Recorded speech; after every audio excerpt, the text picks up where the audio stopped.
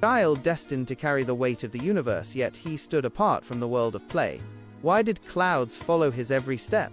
And why did angels descend from the heavens to perform a miraculous surgery on his heart? Discover the extraordinary childhood of the final prophet, peace be upon him, that defied the laws of nature. Childhood is typically a time for play and fun, but for the one who was to bear the weight of both worlds upon his shoulders, there was no interest in idle pastimes from the very beginning.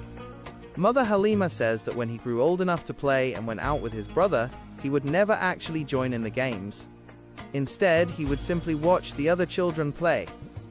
Sometimes, he would even discourage his brother, explaining to him, "We were not created for play." How could this noble personality be interested in mere entertainment when his spiritual awareness was so profound?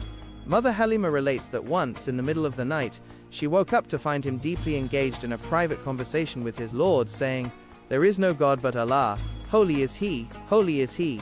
Eyes have fallen asleep, but the Most Merciful is touched by neither drowsiness nor sleep." While a child who avoids play is usually frail or sickly, it is a wonder that the Master of the Universe, peace be upon him, possessed enviable health despite his lack of interest in games. Mother Halima shares that by the age of 9 months he spoke eloquently, and by 10 months he was practicing archery with the other children. Alongside his physical growth, signs of extraordinary spiritual greatness were also visible. Every day, for a few moments, a light as bright as the sun would descend upon him and then fade away. Returning the child, whose arrival had changed the fortunes of the Bani Sa'd and filled Halima's home with blessings and joy, was an incredibly difficult task. However, 2 years had passed, and according to custom, Mother Halima was only authorized to keep the child for that duration. Thus, one day, with a heavy heart, she traveled to Mecca to return him. By a stroke of good fortune, an epidemic had broken out in Mecca at that time. Mother Halima seized the opportunity and said to Lady Amina, "Please let the child stay with us for now, as there is a disease spreading here." Lady Amina replied, "Yes, I also feel the danger of him falling ill. It is better that you take him back with you." Overjoyed, Mother Halima returned with this source of immense blessings. After returning from Mecca, further signs of his greatness were witnessed. Mother Halima says that she looked after him even more carefully, and tried never to let him out of her sight. One day, during the intense midday heat, she realized he was not in the house. She rushed out anxiously to find him sitting with his sister Shima. She scolded Shima, saying, "Have you brought him out in this heat?" Shima replied, "Mother, my brother didn't feel the heat at all. A small cloud was shading him. Whenever he moved, the shadow moved with him, and when he stopped, the shadow stopped too." When asked if she was telling the truth, Shima swore by Allah that she was. While all events from his childhood are miraculous, the most astonishing is the opening of the chest.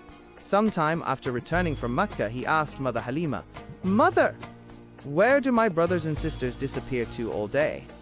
She replied, "Son, they go to graze the goats."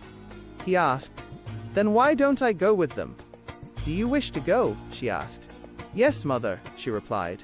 "Very well, you shall go from tomorrow." And so, he began grazing goats with the other children of the tribe. One day, while the children were in a valley at the foot of a mountain, 3 strangers suddenly appeared. One of them silently stepped forward, picked up the Holy Prophet, peace be upon him, and headed toward the mountain peak. The other children were momentarily terrified and ran, but then returned. In their innocent minds, they thought these were enemies intent on killing their friend. Though they weren't strong enough to fight 3 grown men, they tried everything verbally to save him. Their innocent pleas were a picture of grief and helplessness. "Why have you caught him? He is not one of us. He is the son of the leader of the Quraysh. He is only here for nursing. He is an orphan. What will you gain by killing him?" Ignoring the children, the strangers laid him on the ground. His companions were now certain he would be killed. In a beautiful display of devotion, the children offered themselves. "If you must kill someone, let him go and kill any one of us instead." The strangers remained focused on their task. One of them drew his hand down the chest of the Holy Prophet, peace be upon him, and an opening appeared from his chest to his navel. Terrified by this sight, the children ran back to their homes. Mother Halima says her son came running and screaming, "Mother! Father! Save my Qurayshi brother! Though I don't think you will find him alive." Her heart sank as the boy pointed to the valley and explained how a man had taken him to the peak and begun cutting open his chest. Filled with dread, Mother Halima and the tribesmen raced toward the mountain. Those three strangers were actually angels sent to further purify his noble heart. The Holy Prophet, peace be upon him, later described the event in beautiful detail. One of them held a golden tray filled with snow. They laid me down gently, opened my chest, and removed my heart. They opened the heart as well, removed a black spot, and said, "This is the part through which Satan influences man." Then they washed the heart with snow water, filled it with faith, wisdom, and tranquility, and sealed it with a seal of light. It was so radiant that it emitted dazzling rays, and its coolness was so comforting that I can still feel it in my very veins and joints today. They then placed the heart back, passed a hand over my chest, and the opening closed instantly, leaving nothing but a thin line. I felt no pain at any stage. By then, the tribesmen arrived. The angels were still there, visible only to him. Mother Halima was weeping and lamenting, but the angels were embracing him and kissing his forehead.